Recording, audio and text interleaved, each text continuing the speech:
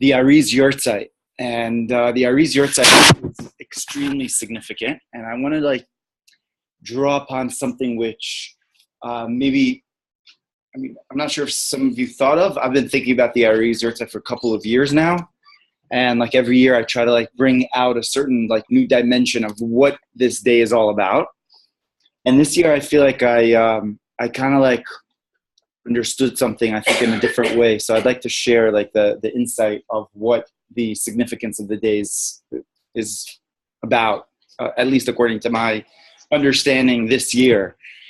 So today is Hey Av, right? The 5th day of Av, right? And that actually falls smack in the middle of the 9 days, right? The 9 days are very intense days, 9 days of that we commemorate the destruction of the temple, right? Culminating on Tisha B'Av. We're in the midst of the 3 weeks, very intense time, right? And in the middle of the intense time, of really super intense time, is the Yurtzeit of the Ari. And that's significant in and of itself. But before we delve more into that, the idea is as follows. Hey Av, right? Hey Av corresponds to the 5th sphera of the 5th month, right? Because the 5th month, that's what Av is. Av is the 5th month, right? Actually, it's the only Yurtzeit, the commemoration of the passing of a tzaddik that's mentioned in the entire Torah, is mentioned on Rosh Chodesh Av, the eve of. That it says that Aaron passed on, right? Aaron passed on, the Torah says, last week's Parsha, right? Which is also super interesting, just right there and then, as the Parsha talks about it, it's the Yurtzeit of Aaron HaKohen. On the 5th month, on the 1st day, Aaron passes on. So the 5th month corresponds Kabbalistically to the sphera of, yes, you get, of Hod. Hey, welcome. Nice to see you. Of the sphera of Hod, right? Which is a super important and powerful sphera, Hod, right? So it's the 5th month, right? Once again, corresponds to the 5th sphera, which is the sphera of Hod. We'll talk about that in a second. Now, the 5th day, by the way, I'm not just making this up, the 5th day is the 5th sphera within the 5th sphera, which is Hod Shebehod. Yeah, this is brought down in the Sfarim. I did not make that up.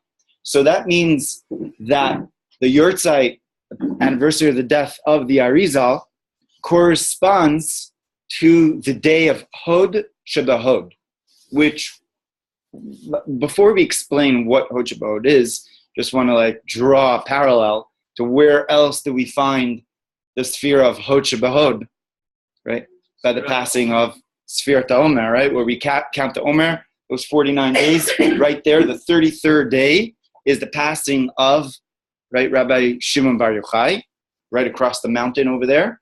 And that corresponds to Hod Shebehod, right? So on the day of Hod Shebehod, you literally have 500,000 people visiting the tomb of Rabbi Shimon Bar Yochai every single year, right? Which band, I want to challenge you, which band has 500,000 followers every single year? Just go to them, right? Woodstock, okay, once in a whatever millennium. But every single year, this tzaddik that passed on 2,000 years ago gets 500,000 visitors to visit that tomb of Rabbi Shimon Bar Yochai. So the Ari, once again, is also the day of Hod Shebehod. So we've got the day of Hod Shebehod of Rabbi Shimon Bar Yochai on Lag BaOmer, and we've got the miniature, in a way, Hod Shebehod of Hey Av. That's today. So in order to properly understand the significance of Hod Shebehod, of Hey Av, right, we have to go back and really understand, refresh our memories of what Hod Shebehod of Rabbi Shimon Bar Yochai is all about. Okay, so very briefly, because this could be this is a whole 10 classes in and of itself to understand this concept.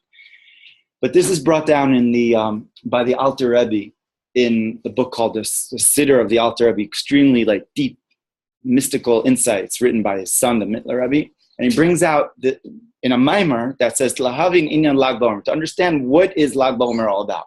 So he delves into this concept of what Hod Shebahod is all about. So first, let's define what Hod. So I said it a couple of times, but let's define what Hod means. Hod means acknowledgement or humility. That's literally what it means. Hod, like how do we say thank you in Hebrew? Todah, right? What does Todah mean? Todah isn't just, hey, thanks, you didn't slam the door in my face, or thanks, you got me this. It's not a semantic. Like really, Todah means Hod, I acknowledge that you did something for me. I acknowledge it. It's not an outer acknowledgement, it's an inner acknowledgement. That's what Hod means, right? And it also means humility, right? So to be humble and to acknowledge is actually sort of like the same thing, because when you're not thankful for even the little things that people do for you, it means that you have a lack of humility, and that's usually a pretty big problem. So Hod. So now to understand it on the Sephirotic chart, Hod is actually one of the last spheros, right? And if you've seen this chart over there, actually we have the chart right outside, right? The Sephirotic chart. So it starts off with, Chesed, Gevura, which is loving kindness, discipline. Tiferet is in the middle. That's harmony. That harmonizes the two aspects of kindness and discipline, right? And then Netzach is fortitude, going forward. Hod means humility, acknowledgement. And that's the last sphera, right? Before, which is called last sphera of the body, of the spherotic body, of the tree of life, so to speak. And then the next two spheres, which is Yesod and Malchus, are all about interconnection with what is outside of you. But what is inside of you ends at the sphere of Hod. Does that make sense? Like, in other words, like inside of you, you've got kindness, you've got discipline, you've got harmony, right? You've got that aspect of like going forward, that drive to go forward. That's Netzach. And then you got to step back. You can't just go forward all the days of your life. You got to step back. You have to be humble. You have to listen to others. You have to acknowledge others. So that's all within yourself. But then comes Yesod. Yesod after that is all about bonding with somebody else, right? And Malchus is the other, which you're actually bonding with. Okay, but that's a whole other story in and of itself. So now just to understand this concept of Hod, a little bit, better. Hod is that, on the one hand, a lowly sort of sphera, where it is the last, it's the culmination of it all. In other words, on a very basic level, when somebody is driven to do something, right? Basically, take a random example of going to visit someone that you want to visit. It could be in the hospital, it could be in their home, it could be just to visit your friend, whatever it is. So you've got the concept, and then you've got the emotions which are born out of that. And then you've got the step forward, which you go towards that person's house, you drive there or take the bus or whatever. And then you're there. And then you've kind of like stepped back and you're stepping into just being in their space, right? Does that make sense? You're in their space, and then you are, if you're visiting them, you are, you came there to do what you aim to do. So that's Hod. You are in that step of being humble in that person's presence. That's what acknowledgement is. So it's the last sphere, right? So it's that culmination of it all. And it's sort of like the byproduct or the result, the outcome of the decision which was made earlier when you decided to go ahead and to visit that person, to do whatever it is. And now comes the actual acknowledgement of it. So on the one hand, Hod is the lowest, so to speak, sphere. But yet, okay, Hod is actually the highest. I mean, we could say that about all the spheres in a certain way, in a certain dimension, right? But Hod is extremely special in this way. That Hod, that sense of acknowledgement, surpasses, this is what the Alter Rebbe says, surpasses even the psyche and the idea of the chokhmah, bina, and das, the intelligence. It goes beyond that.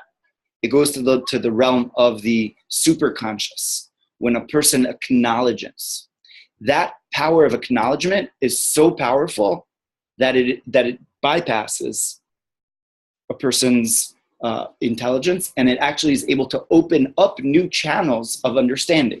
And by the way, this is scientifically proven, right? That being grateful towards things, right? And this is such a basic thing that is found in Judaism, but being grateful towards things, or 5 things a day that you just like count every single day. You just write down 5 things or think about 5 things that you're grateful for will scientifically proven to make you happier, right? Will make you more productive, right? And this is the first thing that we do every single morning. First thing that we do every single morning, we wake up. What do we say? Modeh ani lefanecha. That's the first prayer of the day. Not that I thank you for returning my soul, but I acknowledge you, right, for being the supreme being and the whole reason why I exist. So it's the most basic acknowledgement and the deepest acknowledgement of the entire day. In other words, it's like that is like the most intense connection that a person could make the entire day, which, by the way, that's also scientifically proven. When the first thought that a person has during the day stays with them their entire day, right? The first thought, it's pretty powerful, yeah. So, you want to keep your like cell phone a little bit like out of reach. You want to like, you don't want to listen to the radio. That for sure not. You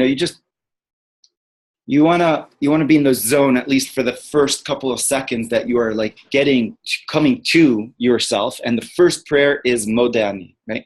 That is the first prayer. Modeh ani lefanecha melech, which also they say the first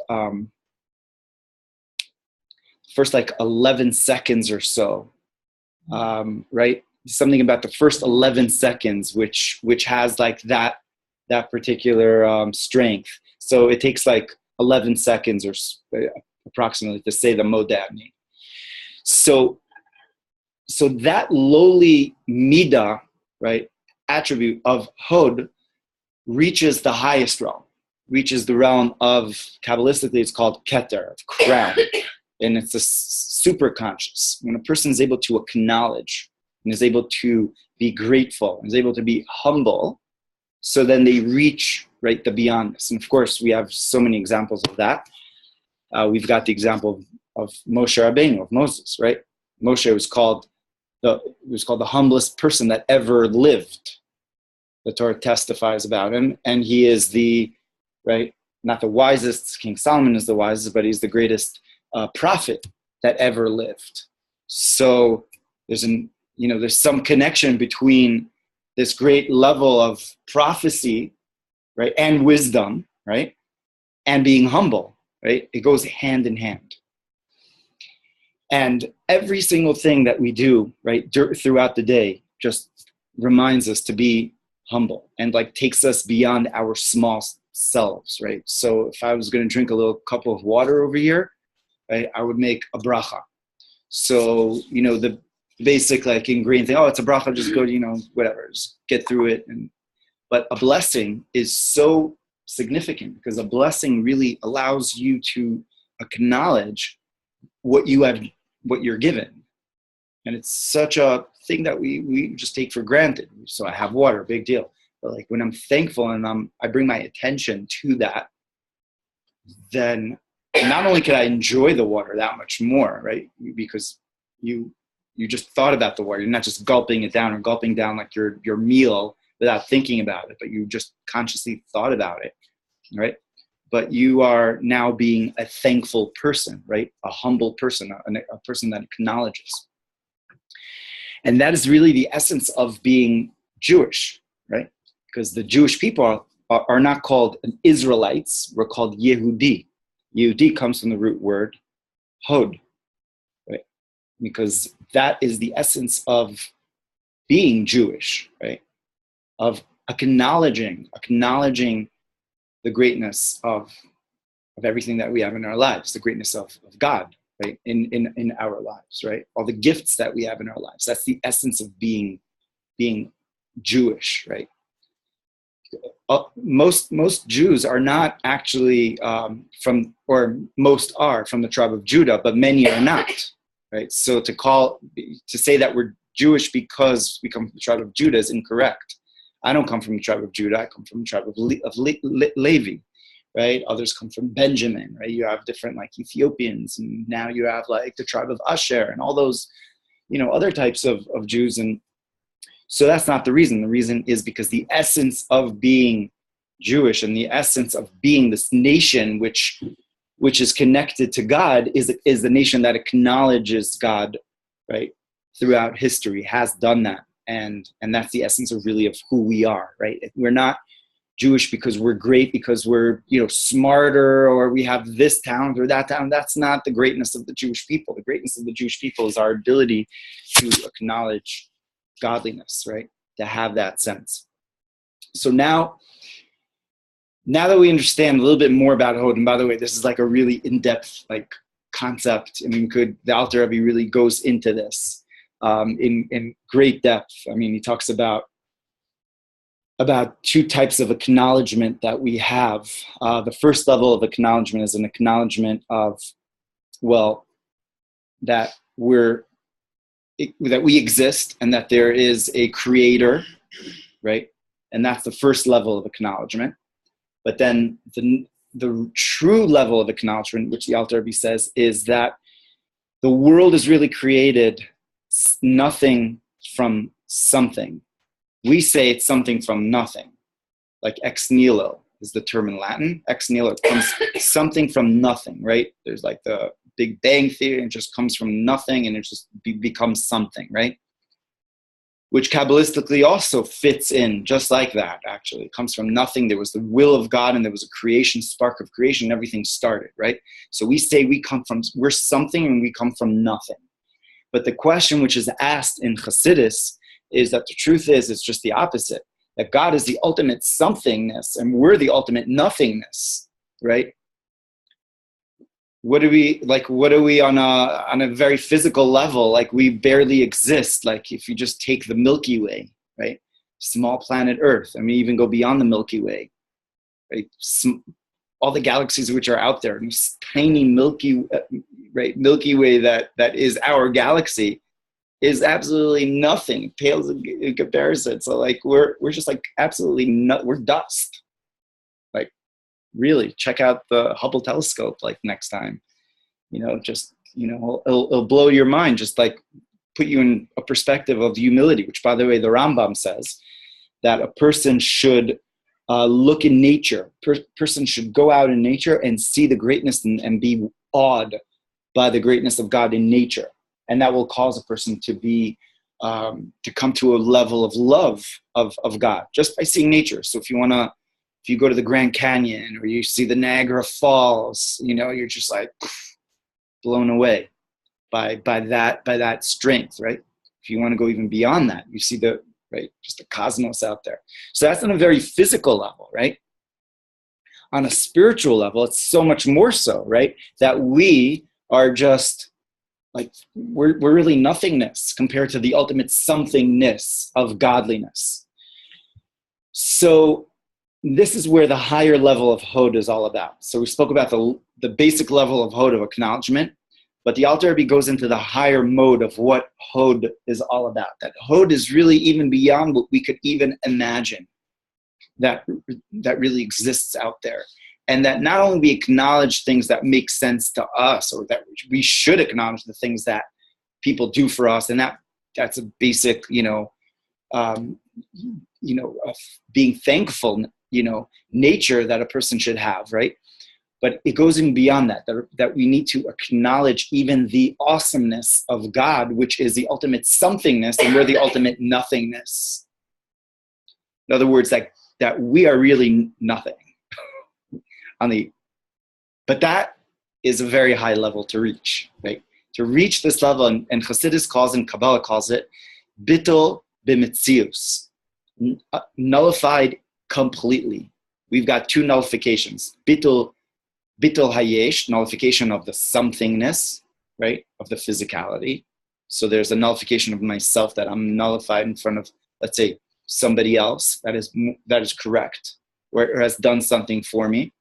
And I acknowledge that, I'm humble towards that. That's bittul hayesh. My somethingness is now nullified, right? My egos drop. But then there's bittul b'mitzius. Then there's the true nullification that nothing really, like everything is complete nothingness. That the world is just completely just doesn't exist really on the ultimate truth of things, like in comparison to the ultimate creator and his ability to continue to create. The world is just like it's like a piece of dust, right? In that, and we're all like all of our like trials and all of our things that we have floating in our minds are so irrelevant in the bigger picture of it all. That's bittul b'metzius. Now, that's not for everybody. Or if you think you have bittul b'metzius, then I mean, it's very possible to perhaps reach it. Maybe somebody has a very lofty soul, but it's not a normal level that people. Then you're a real metzius. Yeah, exactly. Probably at age 80. Yeah, you never know. I did a class today on the Zohar on someone who's called the Yanuka, who's called the baby, the little baby that had it was called the Yanuka, and basically he had this amazing consciousness, and he was like a reincarnation of somebody that fixed everything that they needed to fix, and they came back into this world as like a 5-year-old, knowing like all these deep mystical teachings, and they were just able to teach like the great sages, the students of Rabbi Shimon Bar Yochai, and like this little child. So maybe a little child could reach that.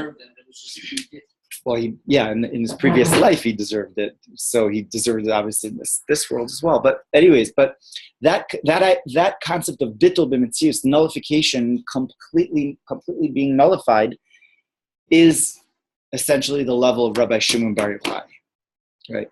That Rabbi Shimon Bar Yochai says about him, Ana chad katirna id katarna, that I'm completely one with God and completely tied with godliness, right? And he compares it to ketoret, to incense, that he's like actually like nothingness, right? Which is one of the reasons of bringing the ketoret, the incense in the temple, is like this actual nullification of the nothingness. Whereas there's 2 forms of offerings that were brought in the temple. One of them was the sacrifices, and the other is incense. So the sacrifices is bittul hayesh, and the incense is bittul b'metzius, right? So this nullification of nothingness is this level of Rabbi Shimon Bar Yochai. So now, to just understand this idea of hod shebehod, the acknowledgement within acknowledgement. This level of acknowledgement within acknowledgement, this level essentially of Rabbi Shimon Bar Yochai, is the level of really bringing this great nullification of bittul hayesh and joining it and connecting it to the level of bittul b'metzius, with bittul hayesh. In other words, this great nullification is now joined somehow into and brought down into this world, into this corporeal world. Not just like there is, on the one hand, there is no world. That's the essence of Rabbi Shimon Bar Yochai. That's his world. That his world was like complete nothingness, right? But yet this is specifically after being in the cave for 13 years. On that 13th year, if you remember that story in the Talmud, some 12 years, they were learning, him and Rabbi Elazar, they were studying. But then, and they came out and they looked at the world and they were like, why are people working? Why are people doing all these things? And they were burning the world, right? Because they couldn't see, like, what are you wasting your time? Like, making money, why are you waiting? Like, this is what the world is all about. The world is all about the spiritual wealth and what you do. It's not about these, inconsequential things. You're going to be here, die tomorrow. What's you're just making a little bit of money. What's that good for, right?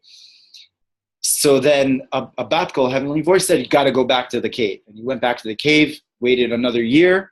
And that year is basically the year of like education. And there's a lot written about that 13th year, 13 principles of, right?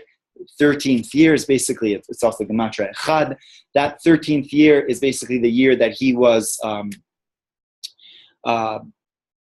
do you call it when somebody is in jail and they become better as a result of that. Just lost the word of that. They become, when somebody's in jail and they come out and they become restored, the way they become, that's more, okay. Rehabilitated, thank you. Lost. So they became, so to speak, rehabilitated to be able to be in this world. And that now became the essence of Rabbi Shimon Bar Yochai, to be within the world, but to be totally beyond the world. That's the essence of Rabbi Shimon Bar Yochai. That is Hod Shebehod. It's the acknowledgement of acknowledgement. That's his level. To be able to be completely nullified, but yet connect to this simple person that goes out to work, that has a 9-to-5 job and is just doing these basic things, but to be also connected to them, which really answers the question of why so many people, 500,000 people, go and connect to Rabbi Shimon Bar Yochai. What's the connection of so many, so to speak, simple people to the great soul, the great holy Tana, Rabbi Shimon Bar Yochai? And it's like they've never learned anything of his really, or really deeply understood, or even, what's the connection? And the answer is because that is the essence of the day. And that's the essence of Rabbi Shimon Bar Yochai, the ability to connect to everyone, right? Regardless of their stature, right? And to just basically bond with everybody and raise them up, right? To that pedestal a little bit more, right? Every person a little bit more according to what they could reach, to be on that pedestal, to be on that level of nullification, right? As much as the nullification of b'mitzia, as much as they could reach, right? So now that brings us over here to the 5th day of which corresponds to Hod Shebehod of this month, right? Because the 5th day is Hod on the 5th month of. So we've got Hod Shebehod. That's the essence of today. So the Arizal, right? So this brings us to the Ari. So the Ari is, you're gonna hear a lot about the Ari over Shabbat, and just by being here in Tzfat, you're gonna read about the Ari. The Ari, and there's so many stories about the Ari of just like his greatness and who he was, and just he's the only one that's called that has a surname in Jewish sages that have that surname of Eloki, the Aleph, right? Eloki Rabbi Yitzchak, the godly Rabbi Yitzchak, right? So the Ari was actually summoned to Tzfat by Hashem, by God, after living in Egypt for many years, where he spent basically the entire week on the Nile River in very high meditative states, in learning the deepest depths of Kabbalah, right? By Elijah, by Eliyahu Navi. And he was told to come to Tzfat in order to, really, it's very interesting, in order to teach one student. And he said that's the whole reason, actually, why you came to the world, in order to teach this one student, which is very interesting. Who is that one student? Rabbi Chaim Vital. Rabbi Chaim Vital lived over here in Tzfat, and he was actually a little bit older than the Ari. He was formerly a student of the Ramak. And Rabbi Chaim Vital was a Kabbalist and a Talmudist, great one in his own right? And he was also a student of Rabbi Joseph Caro, right? Shulchan Aruch. So he was doing pretty well. And when the Ari came, he actually wasn't sure if, he didn't, not many people took the Ari. I mean, they knew he was great, but they didn't take him as being like the greatest. Until the death of the Ramak, actually. The death of the Ramak, if you were Rabbi Moshe Cordovero, when he passed on, Rabbi Moshe Cordovero basically said that whoever sees a fire, a pillar of fire, whoever sees a pillar of fire upon my coffin, that person is going to be the next leader. So the Ari sees this pillar of fire, and he says, do you see that pillar of fire? And they're like, oh, you're the one. So basically the Ari became the next leader, the next Kabbalist, and he summoned a couple of students around him, and specifically Rabbi Chaim Vital. And that was the student. And the whole purpose of this one student, Rabbi Chaim Vital, by the way, became very intense when he told him that the whole reason why I came to the world is to teach you. He was like, oh man, he eventually told him that. He was like, whoa, no pressure. And he also told him which Gilgal he was, that he was the fixing of Adam, and he was the fixing of all types of things.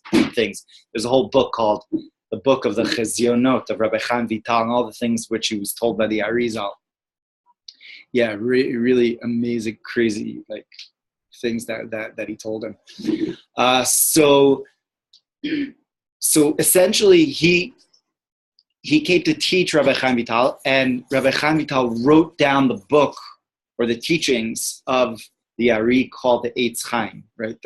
Which literally is the tree of life. And in these teachings, the Ari essentially codified Kabbalistic teachings that were previously dispersed throughout the Zohar and throughout other Kabbalistic works. So now we've got this amazing ability, really, of, again, Hod Shebahod, bringing down this wisdom to the layperson. Even though any of us that would pick up the Eitz Chaim, we wouldn't think it's such easy work. It's not such easy learning over there. Not at all, to say the least.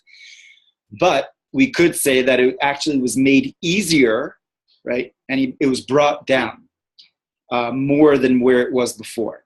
But I just want to go a little bit deeper into what the Ari did, and what the agenda of the Ari was really all about, and the agenda of coming to Tzfat. And we'll speak about this more on Shabbos.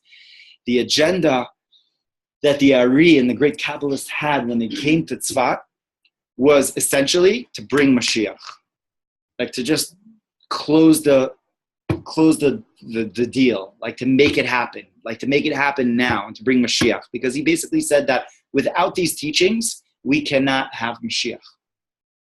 And we can't, and what is Mashiach? Mashiach is basically the ability to raise up the consciousness of the 9-to-5 person, of the lay person, of the person that is just doesn't have that great consciousness, and to raise them up as well, right? So that is the Torah of Mashiach. That is the teachings of Mashiach. It's the teachings of the Arizal.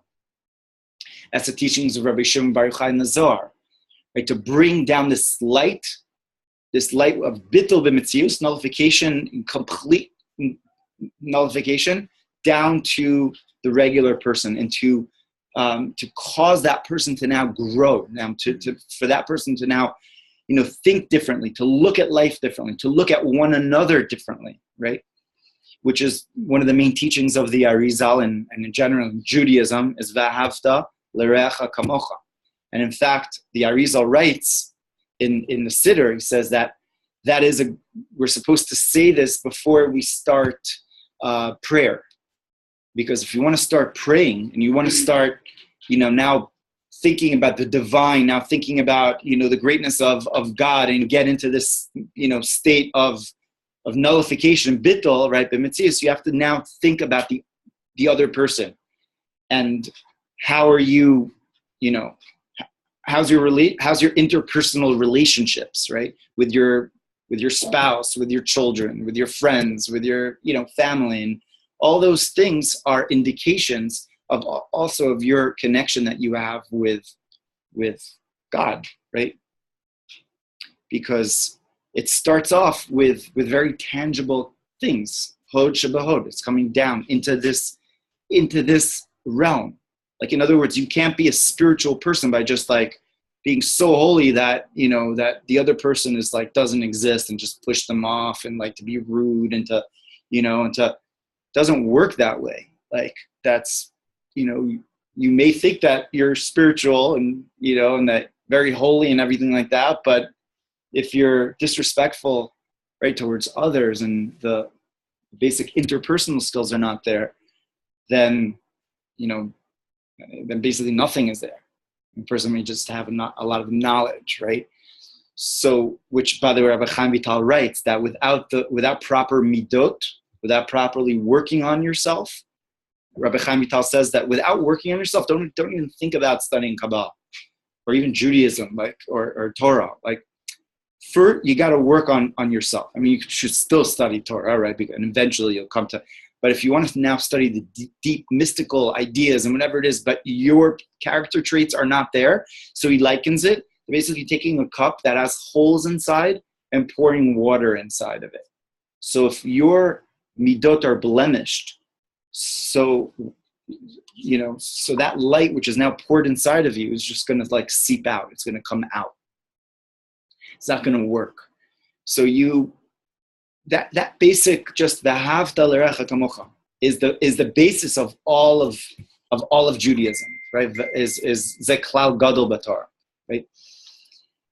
And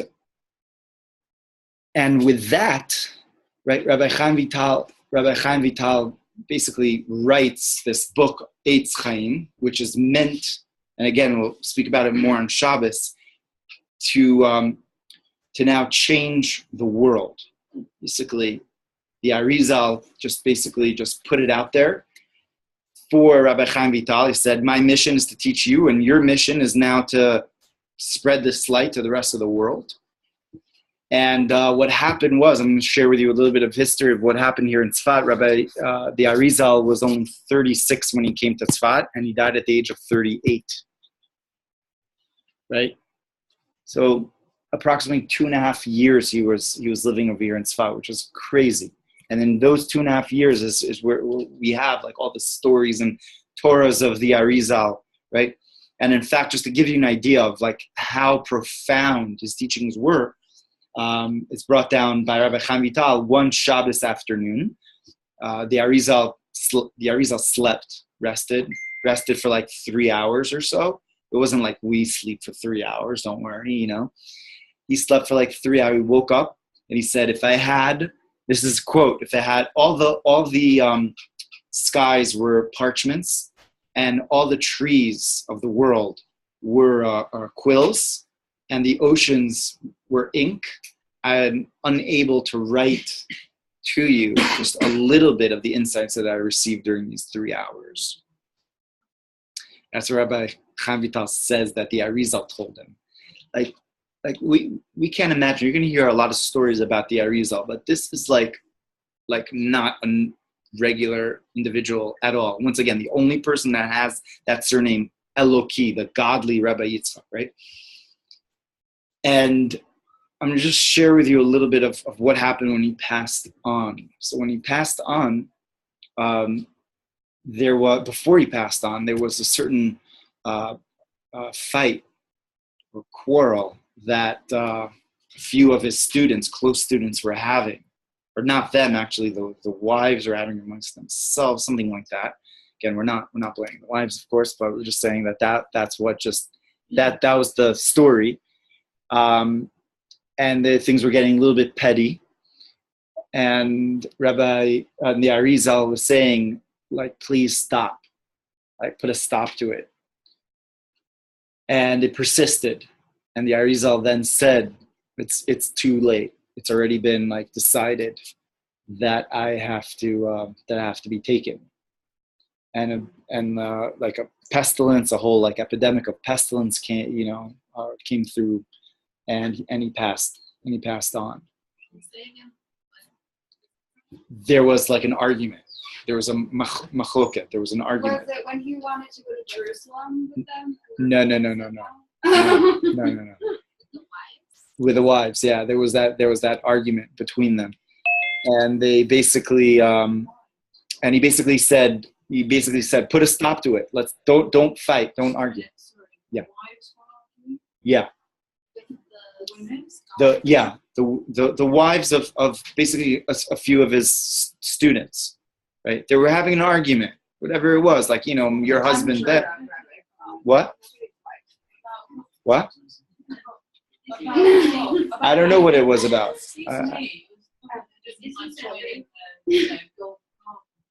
No, we're not. They were having an argument. I mean, it's like, it's quote unquote normal, but. Harvey basically took him to this courtyard and said, stay here, study Torah in peace, everything will be okay. So his two children actually got into an argument. And the mothers of each child went to come to the child's aid, and then it turned to the mothers, and it turned to the husbands. Okay. The story then got to Ari. When he heard the story, he was trembling.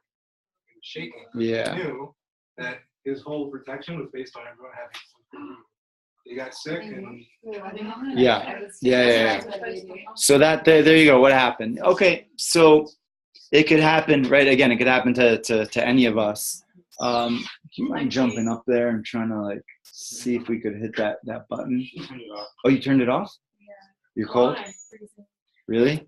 Come here. Yeah. Okay. She's from Montreal.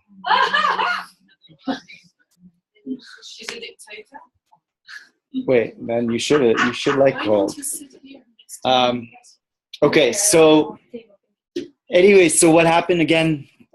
He passed away because of that, and that just tells us a tremendous amount about about what arguments do and how it's just best not to even get into them. Right, how to stay away from them, and the Ari basically valued very much, peace amongst his students, to the point of no arguments at all. We're just gonna have love. We're gonna have a connect. It's a community. It's a community of love. 100%. If you have an issue with somebody else, talk about it. But don't bring it out to the forefront. Don't let it be divisive. Right. The opposite of v'ahavta l'recha kamocha, love your neighbor like you love yourself, like your friend like you love yourself. Because if it's gonna spiral, it's just gonna get worse and worse. And unfortunately, that's what happened. And after the passing of the Ari, Rabbi Chaim Vital was just crushed, and he was just he couldn't believe it, because he basically saw the Ari as being the Mashiach. He saw that if the Ari would be alive, 38, right? It's just 38. If he would have been alive he writes this, for another 20 years, he would have brought the entire world to do tshuva. The entire world would have returned to God. That was the power, the magnitude of his soul. And he was actually called the Mashiach, the son of Joseph, Mashiach ben Yosef. Right? There's two Mashiach, Mashiach ben David, Mashiach ben Yosef. The Ari, Chaim Vital says, is Mashiach ben Yosef, that died early. There's a special prayer that the Mashiach ben Yosef shouldn't die early. But anyways, that's what happened. And what? Kabbalists actually have it in Laminim v'Lamalshinim. There's a certain kavanah that you're supposed to have about that, in the Shmoneh Esrei. Yeah. So Rabbi Chaim Vital just went into what scholars believe is almost like a miniature depression in a certain way. And you could imagine he basically told him that I came into this world to just teach you, and now he lost that opportunity. He's what we lost, what the world lost. And he took these works of the Eitz Chaim, and he basically was not willing to even part from them. And he wasn't, although the Ari basically wanted them to be spread, and he knew that, but he thought that the world wasn't ready for it. That we're not there yet. We're supposed to just improve ourselves before that happens. But divine providence had it a little bit differently, and divine providence had it that these works should be spread out, right, and should be taught. And that was the basis of Hasidus, the basis of, right, of future Kabbalistic learning. But it wasn't simple for that to happen. Just like I'll share with you just a couple of stories about that. There was a rich student that Rabbi Chaim Vital had. What was his name? I think it was Rabbi Avram Galanti. That followed him along, and basically anything that he needed, he would like pay for him or whatever. And he needed to marry off one of his children. So Rabbi Avram said, I will do it. I would just like to have a look at the Eitz Chaim, a couple of the volumes of the Eitz Chaim for a couple of hours. So he said, okay. So Rabbi Chaim Vital let it go for a couple of hours. And he hired a bunch of scribes, and I think it was 20 scribes, and each one of them just started copying, the Eitz Chaim. So they had a couple of volumes of the Eitz Chaim that were just taken in that way. But again, he would not share from the Eitz Chaim, right, with anybody else. And in fact, he buried himself with it. He asked to be buried with the Eitz. Rabbi Chaim Vital asked to be. Rabbi Chaim Vital is buried in Damascus. And there's a whole reason for that. We'll speak about that on Shabbos, with the connection of Damascus. And Damascus, there's the letters, Damascus is Mikdash. A lot of deep insights. By understanding why they came to Tzfat, you could also understand what Damascus is all about. But again, we'll speak about it more. So that's where he's buried. And he actually asked to be buried with the manuscripts of the Eitz Chaim. So the students of Rabbi Chaim Vital were not so happy about that. They were like, it's gone forever, right? So two of the students, Rabbi Ochana and Rabbi Avram Azulai, right? Which my grandmother was an Azulai, right? So that's pretty cool. They were students of Rabbi Chaim Vital. Made a shelat chalom, which is basically a question that they asked God in a dream, if they could go into his grave and dig up his grave and take out those manuscripts. And they got the affirmative, the go-ahead. And that's what they did. They went to Damascus. They went to the grave of their master. And of course, they fasted for a number of days, and they immersed themselves in the mikvah and all types of Kabbalistic intentions and whatnot.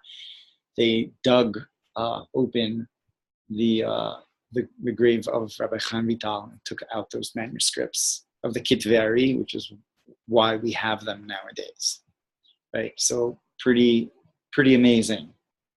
That How was that okay? they asked Hashem. They got a permission. Say that again. No fun. Yeah, Rabbi Chaim Vital. It was his grave. So, okay. So to understand this day of Hod Shebahod, I just want to bring it back, which is the 5th day of a miniature Hod Shebahod of Lag BaOmer, right? One of the main things that we have to take away from this day is, first of all, we're not going to reach the stages of going through the Eitz Chaim, understanding the depth of the Eitz Chaim, right? It's not for us. It's not for every person, right? But what is for us, right? How are we supposed to walk away from the day? What are we supposed to do from the day? We're supposed to have a little bit more of sense of an acknowledgement of Hod. We have to take that depth of the Ari, right? And bring it into a very practical space of being more connected to Hod, which is acknowledgement, being more humble, right? Acknowledge the beauty of others, right? The good things that we have in our lives, right? Basic things, right? And by doing that, we're essentially fixing the whole reason for the destruction of the temple, which occurred during these days, it's not by chance that, once again, the Arizal's yurtzeit is right there in the middle of the 9 days, because the destruction of the temple was because of sinas chinam, because of baseless hatred, because each person would disrespect and hate the other person, right? For valid and for invalid reasons, right? Baseless hatred. And how do we rectify that? How do we fix it? By avat china, by loving people for no reason. Loving people for no reason is seeing the goodness in other people, right? And having that sense of humility is how we fix, right, the whole reason for the destruction of the temple. And that is the essence of this month also, right? That's, the first of the month, like we mentioned before, is the yurtzeit of Aaron HaKohen. Aaron HaKohen, right? Oev Shalom, loved peace and chased peace, right? Made peace between neighbors, right? We've got the yurtzeit of Aaron HaKohen. We've got the yurtzeit of the Ari, right? Basically days apart from each other, because that's the theme. That's what we have to that's what we have to take away. We have to get that in our minds as individuals and as a people, like each one of us, and together, that we have to just do that and just have more of a sense of humility and acknowledgement than ego, than anger, than all those negative things, and just living in that way. Living in that way is really the essence of the month, taking out the positive of the month, extracting the positive of the month. The month is essentially has the potential to be the most positive month, the month of. Of means father. So it has the potential of just being the utmost chesed, father's chesed. But how do we reach that? How do we get rid of the negativity? By that sense of hod shebahod, the fifth month. Right, the fifth day. And by doing that, right, so then we are just opening ourselves up to Mashiach, because that is the Torah of Mashiach. That is what Mashiach is all about, the teachings of Mashiach. So you want to study the mystical teachings. You want to study any teachings. If there's no love in our hearts, right, towards others, and respect towards others, and humility towards others, and have gratefulness for everything that we have in our lives, right? And celebrating that. So then we're just repeating the same mistakes, right? So, so very practically, we could all take away just three, even three things that we could be more thankful for, in our lives. And once again, it's built in Judaism, the idea of making a bracha. Just maybe we could have more of an intention when we make a blessing to be more thankful for what we have, what we're eating, right? Acknowledge people in our lives, the blessings of that, right? And by doing that more, we bring more joy in our lives, right? We transform the destruction, the depression of this month into joy. Just one more idea with this opposite. The opposite of hod is dava, which Jeremiah prophesies. He says in Eicha, right? He writes, libi dava alai. Dava means depressed. The opposite of hod is depression. Very interesting, right? The opposite of hod, of acknowledgement, of humility, is bimbecha. Is depression. So the opposite of depression isn't joy, it's humility, which is very interesting. Depressed, the opposite of that. Really depression, I'm not talking about clinical, I'm not talking about that kind of, but really depression is just, a person is just overthinking, overanalyzing their own issues, and they're just stuck in their own heads more than anything, right? Whereas if a person is just more thankful for the things that they have, so then they get out of that rut of being in a depressed state of mind, right? Does that make sense? When you're overthinking my problems, my issues, my, me, so it's ego. It's really all about you. So stop thinking about yourself all the time. That's the reason for your depression. You're not happy because you're always thinking about you, thinking about someone else, think about what you do have. So then that's hod, right? Dava and hod. Right, so hod shebahod. So that's the essence of the day, right? So let's go out there and do that, right? And be a little bit more humble, be a little bit more thankful and more grateful, and bring that light into this world, right? That's what we need to do. So yeah, so Baruch Hashem, so many blessings.